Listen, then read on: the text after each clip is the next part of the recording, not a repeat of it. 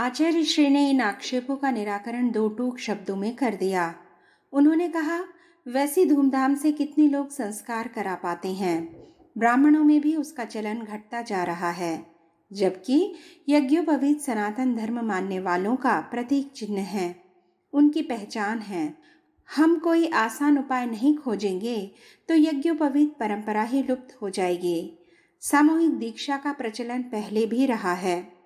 आश्रमों में ऋषि जब बालकों को अपने संरक्षण में लेते थे, उन्हें शिष्य के रूप में स्वीकार करते थे, तब सैकड़ों छात्रों को एक साथ उपवीत धारण कराया जाता था। हमें उस परंपरा को अपनाने से हिचकना नहीं चाहिए। आचार्य श्री की इन बातों ने विद्वानों को निरुत्तरित कर दिया।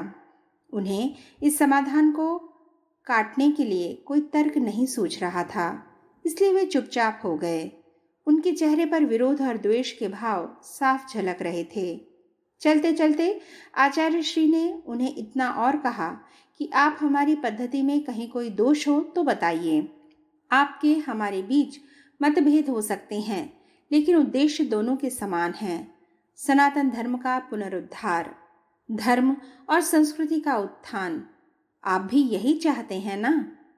आचार्य श्री की बात ने तो उन विद्वानों का मर्म छू लिया था, पर वे मन से पूरी तरह अनुकूल नहीं हो पाए थे। उठते उठते उन्होंने कहा, उद्देश्य तो सही है, लेकिन मार्ग भी शास्त्र सम्मत होना चाहिए। इस बारे में चर्चा के लिए हम शीघ्र ही मिलेंगे। गायत्री तपोभूमि की स्थापना के बाद आचार्य श्री ने पहला पंचकुंडीय गायत्री महायज्ञ वाराणसी में किया। यह सन 1953 में नवंबर की बात होगी। घोषणा जून में ही कर दी थी। प्राण प्रतिष्ठा समारोह में वाराणसी से आए द्विजेंद्र नाथ त्रिपाठी ने ही पहल की थी। आगरा, जयपुर और नासिक से भी प्रस्ताव था, लेकिन आचार्य श्री ने आरंभ वाराणसी से किया। वहां के कार्यकर्ताओं ने भी आग्रह किया था। त्रिपाठी जी ने कहा था कि आपने वहां मालवीय जी से उपवीत दीक्षा ली है, काशी का अधिकार पहले बनता है। इस तर्क को आचार्य श्री ने विनोद में लिया। उन्होंने कहा, इस न्याय से मुझे दूसरा यज्ञ हिमालय के सिद्धलोक में करना चाहिए, क्योंकि अपने मार्गदर्शक सत्ता का निवास वहीं है। फिर उन्होंने कहा, काशी में महायज्ञ का आयोजन एक अलग दृष्टि से महत्वपूर्ण है। वह भारत की सांस्कृतिक राजधानी है। विद्वानों और साधु संतों की इस नगरी में आयोजन का विशेष अर्थ होगा। दूसरे नगरों में भी यज्ञ आयोजनों की बात स्वीकार कर ली गई। त्रिपाठी जी ने वाराणसी पहुंचते ही यज्ञ की तैयारी शुरू कर दी। वाराणसी स्टेशन पर उतरने के बाद वे सिर्फ अपना सामान रखने के लिए घर गए। सामान रखते ही वे मां आनंदमयी के आश्रम गए। आचार्य श्री ने वहां जाने के लिए कहा था। मां उस समय आश्रम में नहीं थीं। वे पश्चिम बंगाल की यात्रा पर गई हुई थीं। संकल्प के अनुसार त्रिपाठी जी ने एक पत्र लिखा और उनके आश्रम में छोड़ा। पत्र में भगवान शिव की नगरी में यज्ञ करने का संकल्प व्यक्त किया था। विश्वनाथ की नगरी में आश्रम से निपटते ही त्रिपाठी जी काशी विश्वनाथ मंदिर गए।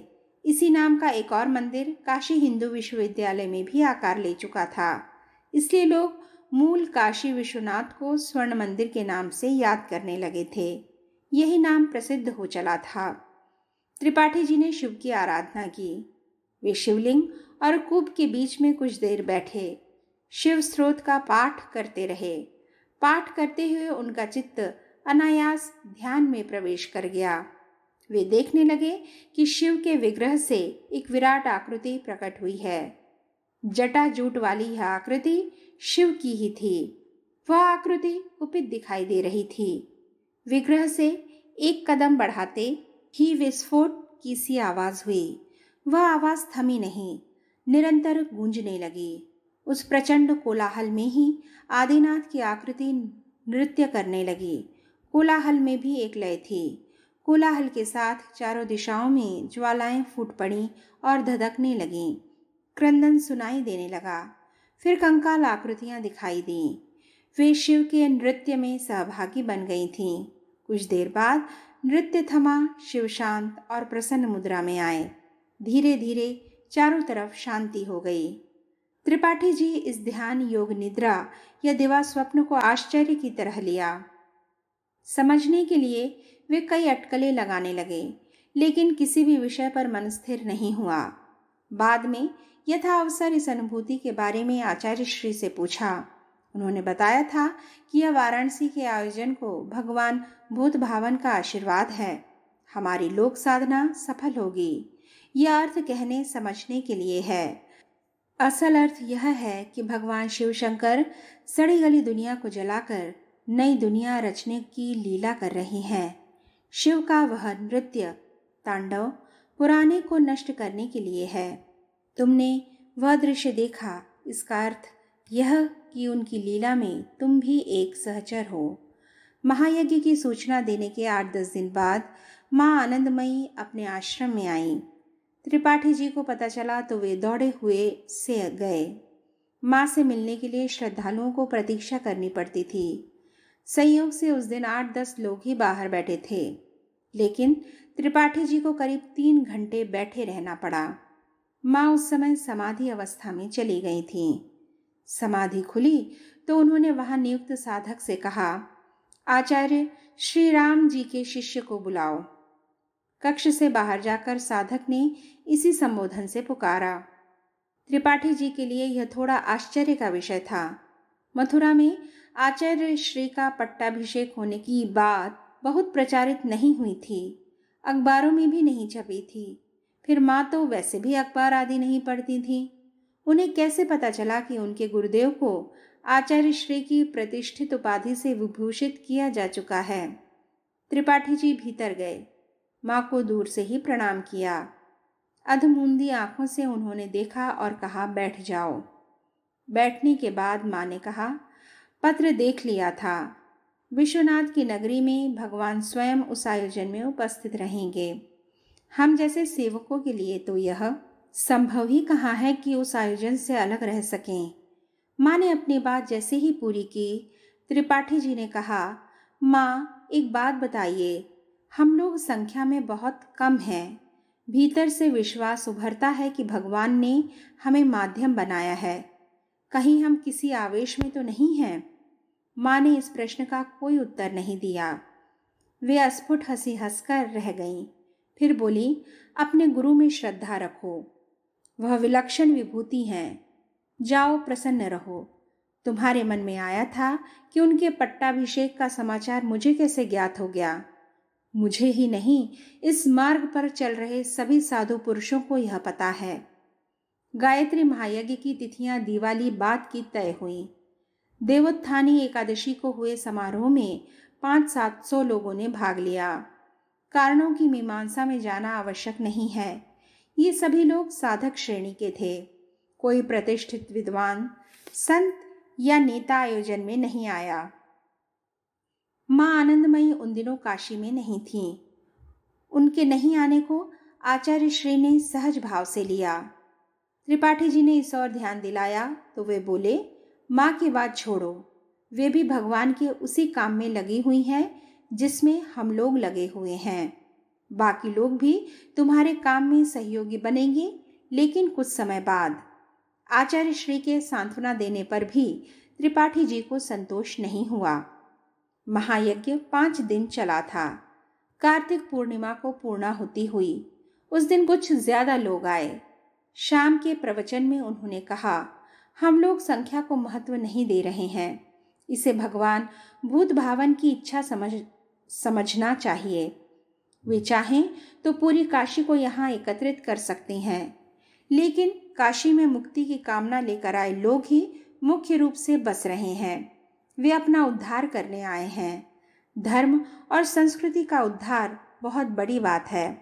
वह दायित्व भगवान शिव के गण ही पूरा कर सकते हैं। उनके गणों की संख्या थोड़ी ही है।